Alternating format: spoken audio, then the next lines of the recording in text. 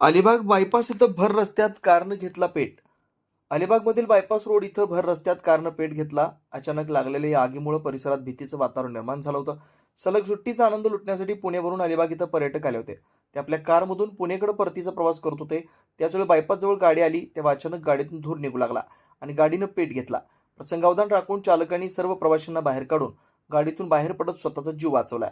त्याचवेळी या ठिकाणी कर्तव्य बजावत असताना हवालदार अमित साळुंके यांच्या लक्षात येताच त्यांनी तत्परतेनं अलिबाग नगर परिषदेच्या अग्निशमन दलाला पाचारण केलं. या परिसरातील वाहतूक सुरक्षित अंतरावरून वळवून मोठी दुर्घटना टळली.